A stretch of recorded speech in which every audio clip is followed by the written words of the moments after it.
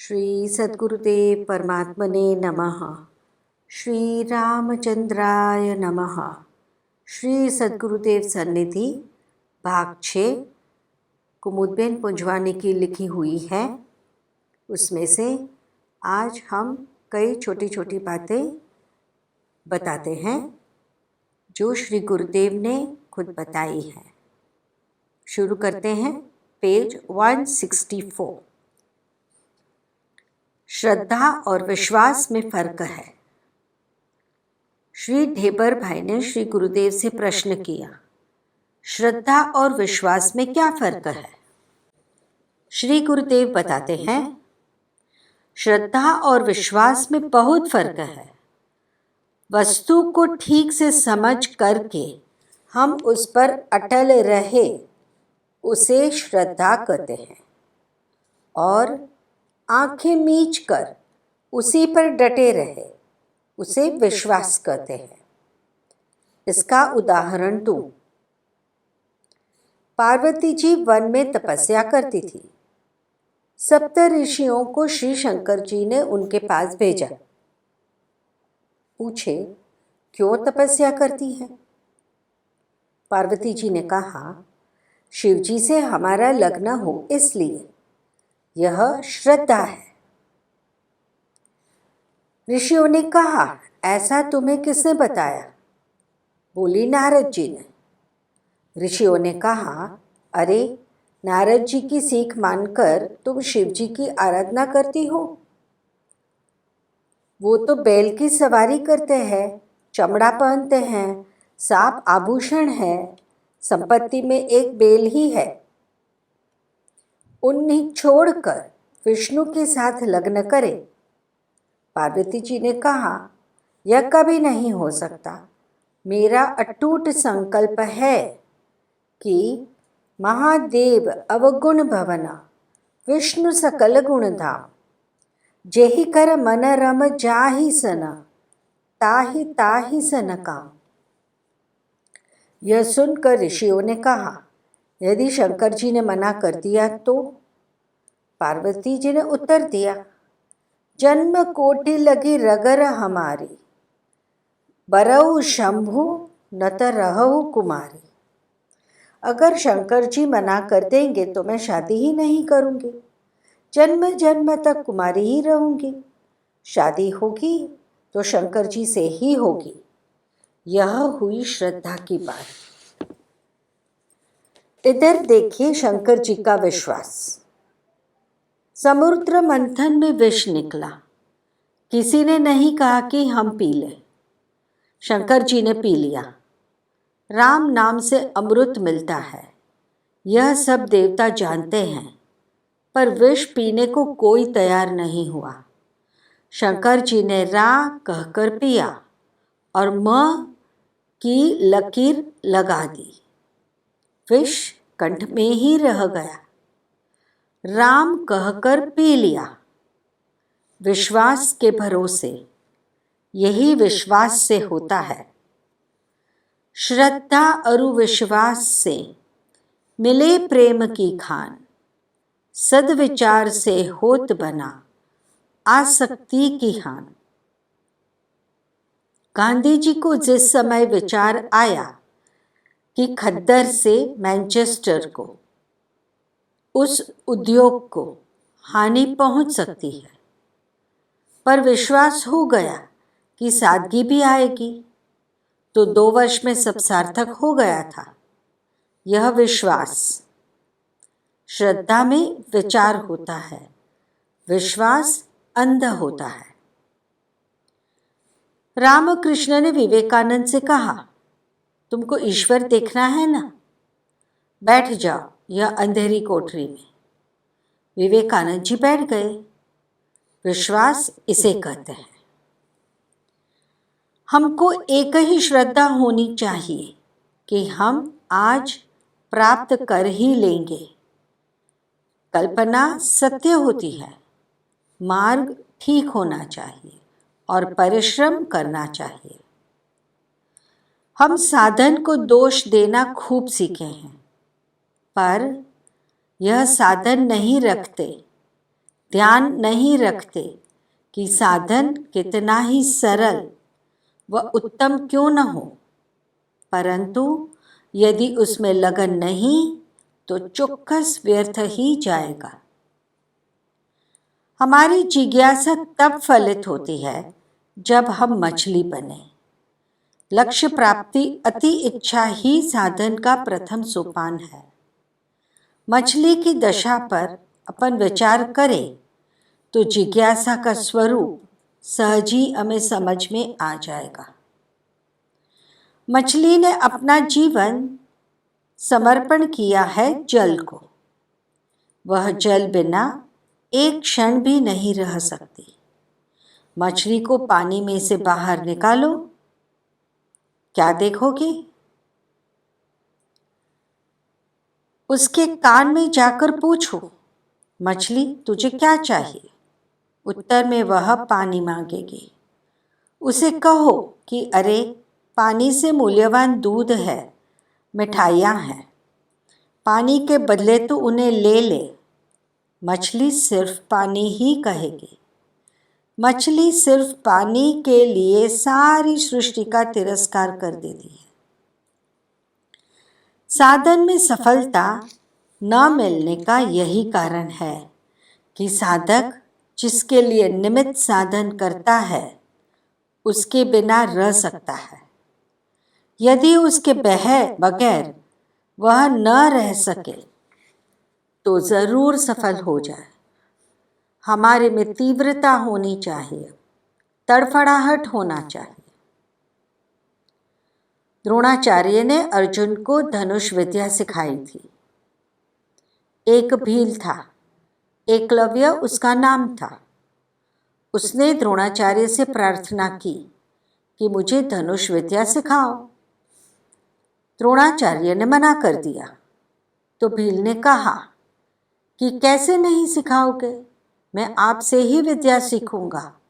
आप मानो चाहे न मानो, हम तो आपको अपना मानते हैं। यह निष्ठा से फिर वह स्वयं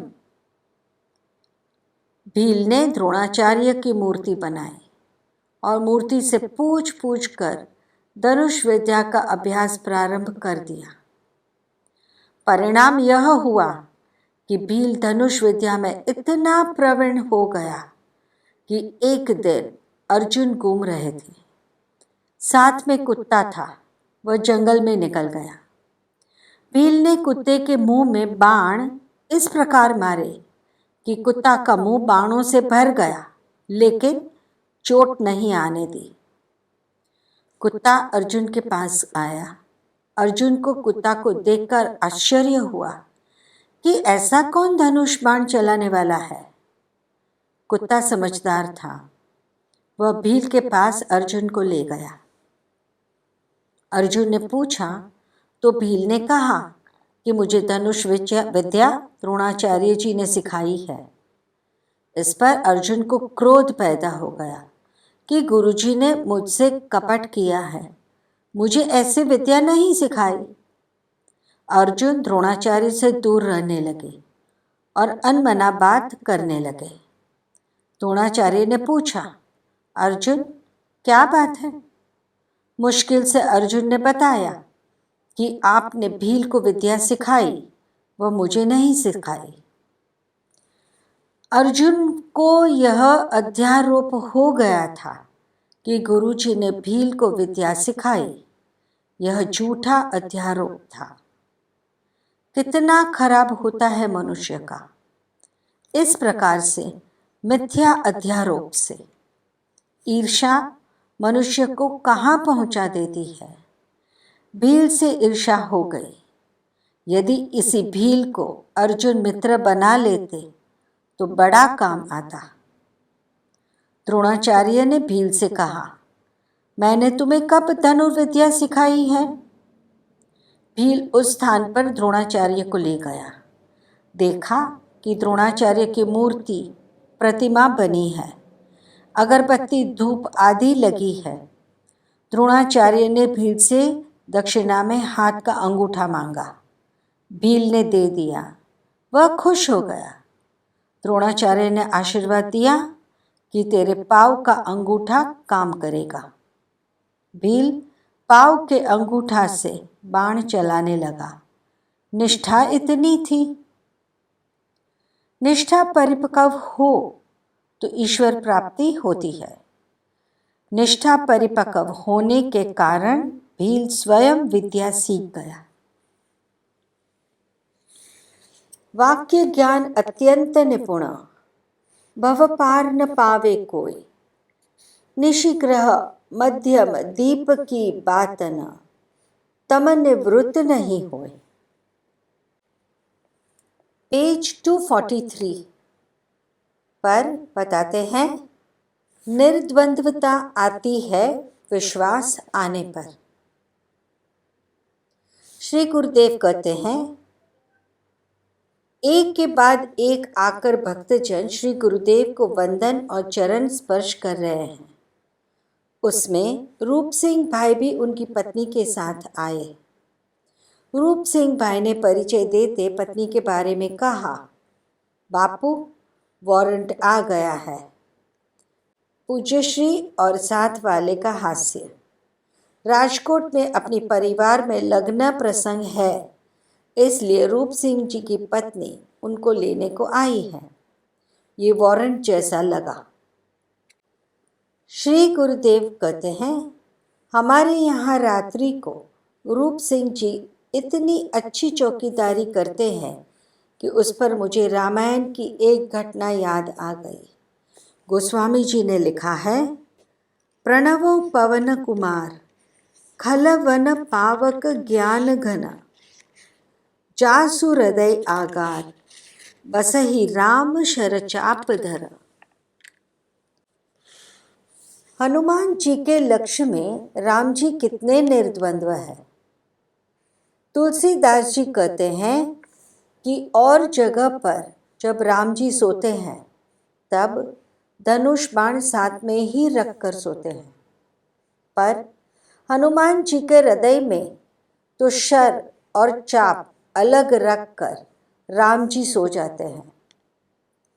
निर्द्वंद्वता आती है विश्वास आने पर। पहले खुशहाली में जागीर, गांव, द्रव्य आदि दिया जाता था। अकबर ने भी मानसिंह विजेता के नाम 3 गांव, वीरभूमि, मानभूमि और सी भूमि दिए थे। अब मान इज्जत करने को अक्षर दिए जाते हैं, पद्मश्री, पद्म विभूषण आदि। भूख लगे तो क्या पद्मश्री चाटे? वनवास के बाद श्री राम जी का राज्याभिषेक हुआ, तब सबको जागीर, द्रव्य, गांव आदि दिया गया। जब हनुमान जी का नंबर आया तब सब ने आपस में सलाह करके उनको श्री महारानी जी के गले की अमूल्य रत्नमाला दी। लोग देखकर बड़े प्रसन्न हुए। हनुमान जी ने माला लेकर उसमें से एक एक रत्न तोड़ दिया। सब यह देखकर बोले, आखिर तो बंदर ही है ना। सुग्रीव जी ने भी सोचा कि आज हनुमान जी ने यह क्या कर रहे हैं। हनुमान जी से ऐसा करने का कारण पूछा। तब वे बोले कि मैं इसमें राम नाम ढूंढ रहा था, कहीं मिल जाए। यदि राम नाम नहीं तो फिर यह माला मेरे किस काम की है। सुनकर सुग्रीव जी ने कहा, अच्छा, तब तो तुम्हारा यह शरीर भी किसी काम का नहीं है, क्योंकि उसमें राम कहाँ है। तब हनुमान जी ने अपनी छाती चीर कर राम जी बतला दिए। इसलिए तो जासु हृदय आगार बसहि राम शरचाप धर। अब थोड़ी व्यवहारिक बात बताते हुए श्री गुरुदेव समझाते हैं। पेज 252। शुभ प्रसंग पर रुपये देने की पद्धति। चांदला या भेंट भेजना नहीं, एक लग्न पत्रिका में यह लिखा था। इस पर श्री गुरुदेव ने कहा, प्रसंग पर इस तरह रुपये देने की पद्धति खोटी है। ऐसा हमसे कहा जाता है और कई लोगों ने इसका विरोध करना शुरू कर दिया है। परंतु यह पद्धति कितनी अच्छी है। मारवाड़ में अब भी इसकी चाल है। पहले के जमाने के समय की बात बताऊं। मान लो कि एक आदमी के बच्चे का लग्न हो रहा है, तो गांव के सब लोग उसे अपने घर बुलाकर भोजन कराएंगे और 1 रुपया देंगे। हमारे द्वार से दूल्हा निकले और हम भी यदि 1 रुपया दे तो सामने वाले के साथ वाले कोई फौरन पुस्तक में लिख ले और हमारे यहाँ प्रसंग आने पर फरियाद करके लौटा दे। दूल्हा के पास इस तरह 500-600 रुपये हो जाए, और पहले इतने रुपये में तो ब्याह हो जाता था। पहले जब तीर्थ में लोग जाते थे तब वहाँ से लौटने पर कुशल पूछने संबंधी लोग उनके घर पर जाते थे। उस वक्त पूजा के नाम से वहाँ एक थाली रखी जाती थी, उसमें सब पैसे डालते थे और इस तरह तीर्थ करने वालों को खर्च में मदद करते थे। लग्न समय दूल्हा दुल्हन के पैर धोने की भी एक प्रथा पद्धति थी। पैर धोकर थाली में संबंधी लोग रुपये डालते थे। इससे लग्न में बड़ी सहायता रहती थी और लग्न सरलता पूर्वक होते थे। लेने वाले लोग प्रसंग आने पर फिर उतने रुपये देने वाले के यहाँ लौटा देते थे। जब कोई मर जाए तब स्मशान तक जाने की प्रथा थी। पहले के जमाने में जब किसी की मृत्यु हो जाए तब पीपल के तले दीप जलाते थे और वहाँ सब लोग पैसे रख जाते थे। इस तरह पैसे इकट्ठे करके गांव के लोग 12वां 13वां तक मृतक के घर वालों को सहाय पहुंचाते थे। अब तो मुर्दा पड़ा रहे तो कोई कफन तक न दे। थोड़ा शरीर स्वास्थ्य और औषधि के बारे में बताते हुए श्री गुरुदेव पेज 46 पर आँखों में जलन का उपचार उसके बारे में बताते हैं। तारीख 1/4/1967 एक बहन ने प्रश्न किया, बापू मेरी आँखों में बहुत जलन होती है, क्या उपचार करूं? श्री गुरुदेव ने बताया, उपचार तो मैं बताऊं लेकिन तुमको जचेगा? बहन बोली, जी हाँ बापू, आप जो दवाई बताएंगे वह मैं ज़रूर करूँगी। श्री गुरुदेव ने कहा, मटके के ठंडे जल को 2-3 ग्लास पानी से आँखों को दिन रात में 8-10 दफ़े बराबर धोना। देखो, करके देखो, बिल्कुल गर्मी नहीं रहेगी, जलन मिट जाएगी, आँखों की ज्योति अधिक पुष्ट होगी। यही क्रम सतत चालू रखोगी तो चश्मा नहीं आएगा, नंबर नहीं आएगा, आँखों की कोई बीमारी नहीं होगी। मटके का पानी या कुआं का ताज़ा पानी छानकर उपयोग में लाया जा सकता है। मुफ्त की दवाई पर श्रद्धा नहीं होती है, क्यों? आजकल तो महंगी दवाइयों की बोलबोला है। पानी कितना अमोघ औषधि है कई रोग पर, लेकिन उसका कोई मूल्य नहीं। इसके लिए उसमें श्रद्धा नहीं। बाजार से मूल्य चुकाकर दवाई लेते हैं, तब मन को संतोष रहता है कि हमने दवाई ली है। जितनी अधिक महंगी दवाई होगी उतना ही अधिक विश्वास लोग उसमें रखते हैं। कहते हैं कि अधिक महंगी दवाई ही अधिक फायदा पहुंचाएगी। यह भारी भ्रमण है। वास्तव में हजारों रुपयों की कीमत की दवाइयाँ या इंजेक्शन जहाँ लाभ नहीं पहुंचा सकते हैं, वहाँ 2 पैसे की दवाई कई दफ़े अक्सर हो सकती है। एलोपैथी दवाइयों की भरमार ब्रिटिश शासन का अभिशाप है। भारत में। भारत की ही वनस्पतियाँ यूरोप जाती है, उससे दवाई बनकर आती है और 2 पैसे की वनस्पति की 100 गुनी ज़्यादा कीमत हमसे लेते हैं।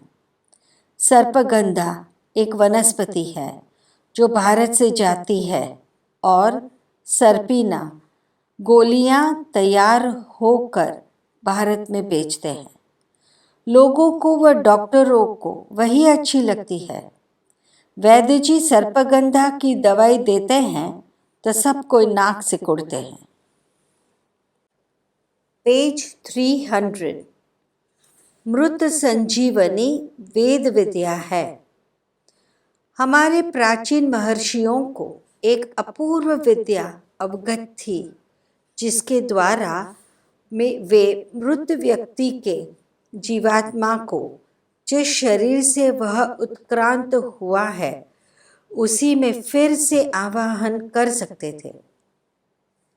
श्री कृष्ण भगवान ने मृत गुरुपुत्र मृत अपने भ्राता देवकी के 6 पुत्रों तथा मृत ब्राह्मण पुत्रों को वापस लाकर हमारी मृत संजीवनी वेद विद्या के अद्भुत चमत्कार का ही प्रदर्शन परिचय किया है। पेज 279 पर श्री गुरुदेव कहते हैं, प्याज हृदय रोग, पक्षाघात, ब्लड प्रेशर, गर्मी आदि में।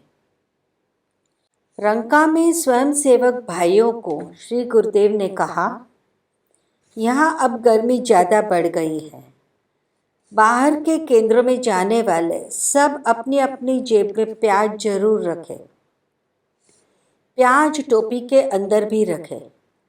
भोजन में भी जो लेते हो वे बराबर लेवे। प्याज गर्मी को हटाती है। प्याज गर्मी पर रामबाण है। भोजन में कच्चे प्याज खाने वाले को हृदय रोग, पक्षाघात, ब्लड प्रेशर के रोग नहीं होते। प्याज के जो तेज तत्व हैं, जिससे आंखों से पानी बहने लगता है, वह खून में बनते गड्ढे को गला देता है। जाम साहब की आंखों की रोशनी कम हो रही थी, तब मेरे से इलाज पूछा। उस वक्त मैंने कहा कि दिन प्रतिदिन 5 से 7 थोड़ा अपूर्ण है। पेज 262 पर श्री गुरुदेव कहते हैं, छाछ अमृत के समान है। सावन साग, भादो दही, कवार कारेला, कारतक मही। मरे नहीं तो पड़े तो सही वर्जित है। धन्वंतरी जी को आखिरी समय पर कहा गया कि तुम जो जा रहे हो, अब यहाँ के लोगों के लिए कोई औषधि तो बताते जाओ। तब उन्होंने 3 बार तक्रम तक्रम तक्रम कहा। तक्र यानी छाछ। छाछ मानवी के लिए अमृत के बराबर है। छाछ में नमक जीरा होना चाहिए। उसे जीरे से बघार कर उसमें नमक मिला देना। छाछ अनुपान को लेकर सर्व ऋतु में लाभ पहुंचाती है।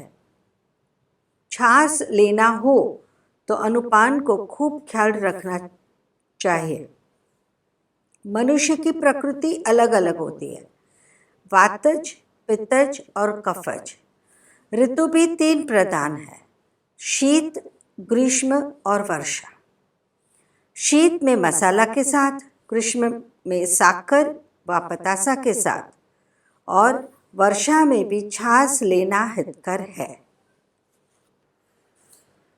पेज 269 पर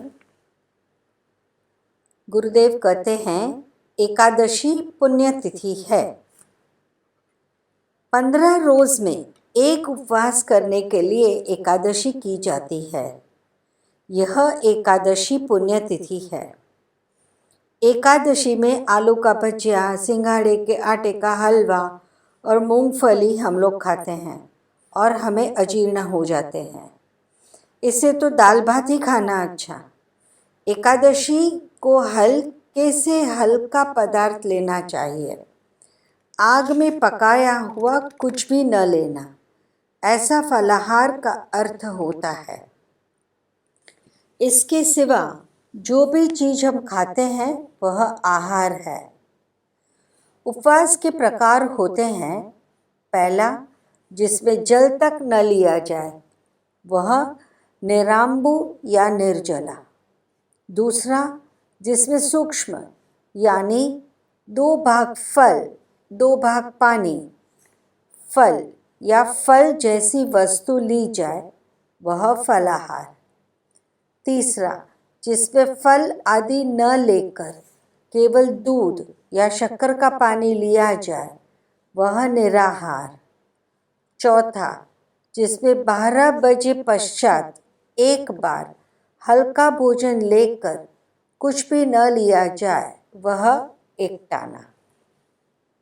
पेज 144 पर श्री गुरुदेव एक खास बात कहते हैं। मक्का में काबा शिवलिंग ही है। श्री गुरुदेव कहते हैं, नेपाल, भूटान, तिब्बत, अनाम, कंबोडिया भारत के ही भाग थे। तुर्की, जावा, बाली, मॉरिशस, इजिप्ट, इटाली, काबुल, बुखारा अमेरिका के अंतर्गत भागों में और यूरोप के अंतर्गत भागों में आर्य संस्कृति की मूल में है। आर्य प्रजा का ही खून है। आज भी कई स्थानों में, कई स्थलों पर शिवलिंग के मंदिर है, गणपति के मंदिर है, श्री राम जी के मंदिर भी है और रामायण की कथा भी है। मक्का में काबा है, वह क्या है? वह शिवलिंग ही है। जमजम का पानी लाते हैं, उस कुएं में भी शिवलिंग है और उसी की पूजा की जाती है। आज की विश्व के सब धर्म व संप्रदाय 4000 वर्ष के अंतर्गत उदय हुए हैं, जबकि सनातन धर्म ही हजारों वर्ष के पहले का अत्यंत प्राचीन है। श्री सद्गुरु देव की जय। पेज 147 पर श्री गुरुदेव व्रत के बारे में और बताते हैं कि व्रत से मन की शुद्धि होती है।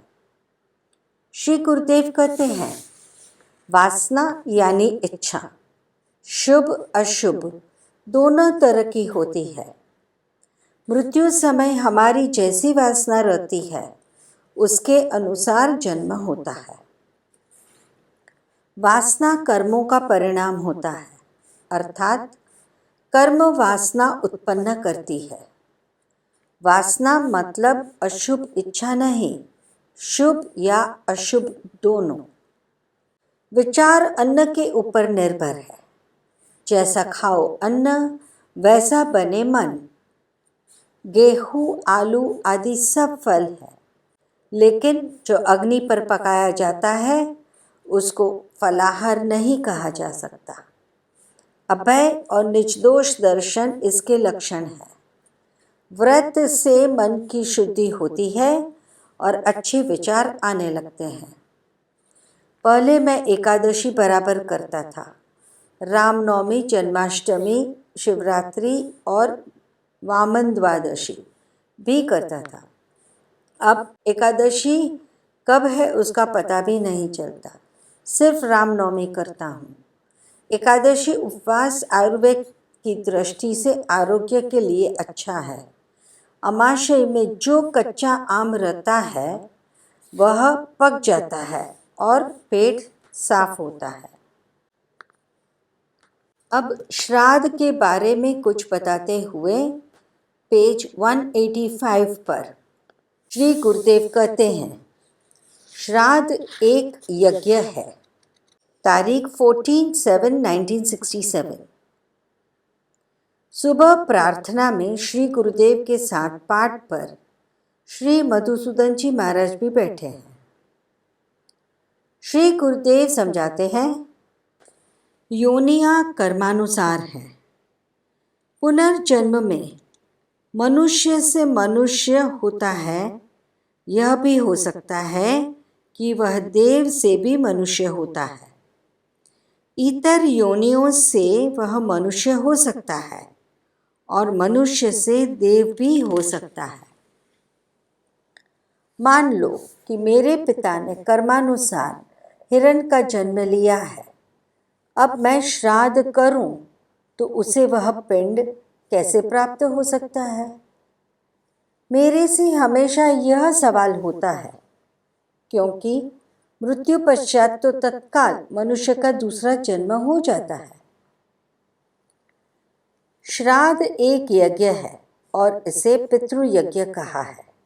श्री कृष्ण भगवान ने गीता जी में भी कहा है, सह यज्ञाः प्रजाः सृष्ट्वा पुरोवाच प्रजापतिः अनेन प्रसविष्यद्वमेष वोस्तिष्ठव कामदुक्।